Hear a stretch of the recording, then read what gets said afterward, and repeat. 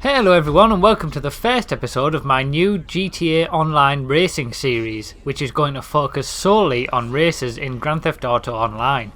Now, my channel has always generally been sort of based on racing games, and I'm a big motorsport fan, so it makes sense to have a series solely on racing in Grand Theft Auto Online.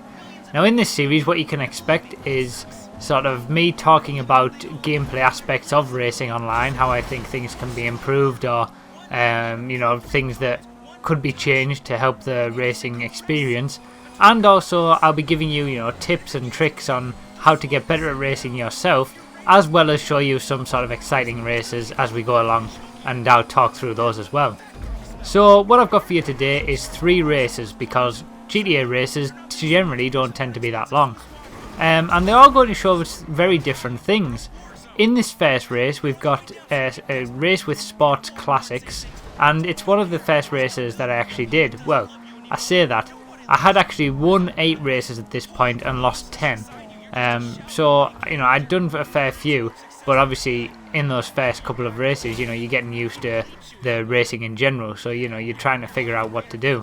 As you can see there, I made a massive mistake, and that puts me right to the back of the grid, but I do manage to work my way back up. But yeah, I'd won 8 races at this point and lost 10, and by the end of the third race, because these races all happened in succession that you're going to see today, I'd won 11 races and still lost 10. So you're going to see 3 races, 3 wins, all happen at the same time. Well, one after another anyway.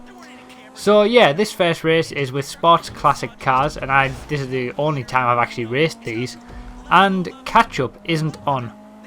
Now, I'm going to be pretty much saying in every single race that I do in this series whether catch-up is on or not. I'll also, sometimes tell you if traffic's on and things like that, but that's normally a lot easier to tell.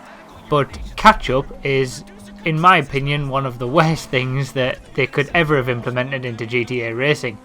And in fact, it's one of the worst things that's ever implemented into any racing game whatsoever. But I'll come on to that in a short while.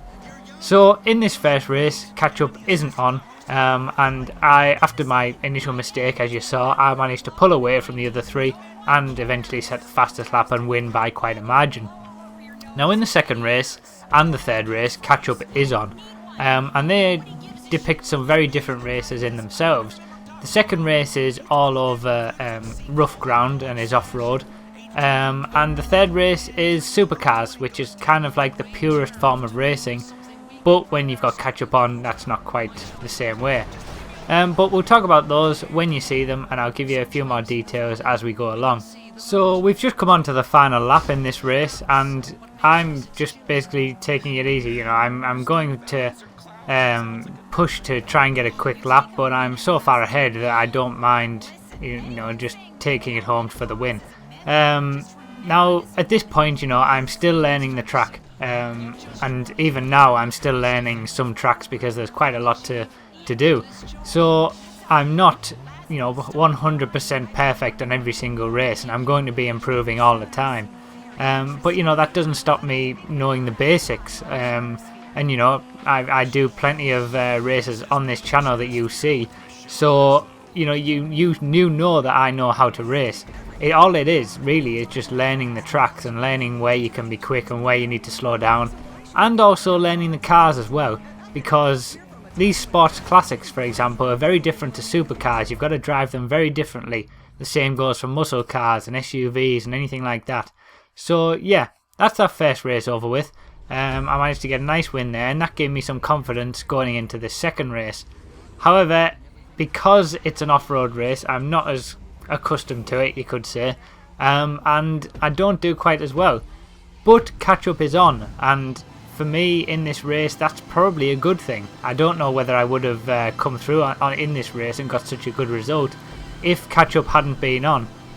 But then I have to ask myself, do I actually want catch-up to be on? Do I want to have a good result just because I've been able to catch up?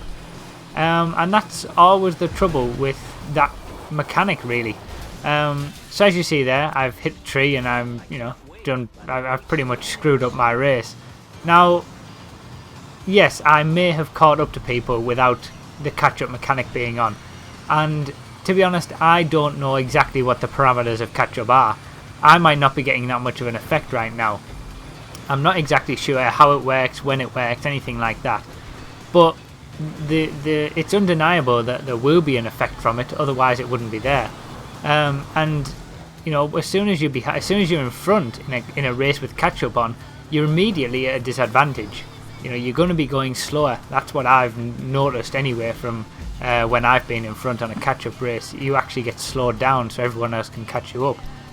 And really, that's just fake. It's not pure racing. You know, it doesn't reward the best driver and the person who makes the least mistakes. It just rewards the person who happened to be behind at the right moment, and you know, you catch up right at the end, and you can steal a win just from catch up being on because you're going quicker. So yeah, I really have a problem with the catch up mechanic. I wish they hadn't had it in at all. I mean, it wasn't in GTA 4, so I don't know why they've decided to put it in now. But even if they did want it in, they should have at least made it off by default. That is the worst thing, is the fact that they've left it on by default. You know, people will just start a race and leave everything on the default settings. Well, catch up is on by default, so you know, it's just, I don't understand why they've done it. I mean, I can understand people at the back might want to catch up a little bit and have it, you know, it might make races a bit more interesting for those. But you know, I was saying to my friends the other day, yeah, I really want catch up on because I'm so much better than everyone. I think that they need a bit more of a fair shout to beat me. You know, if you're ahead because you are better, why should someone behind be given an artificial boost and have the potential to beat you? I mean, you know, if you are really that much better, you should be able to get the win anyway.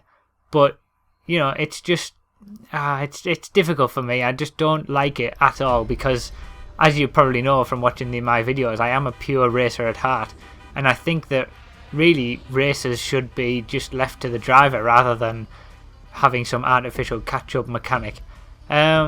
So yeah, I really have a problem with that. And as you'll see in this last race, what I just mentioned there about, you know, if you are a good enough driver, you should be able to win regardless of catch-up being on.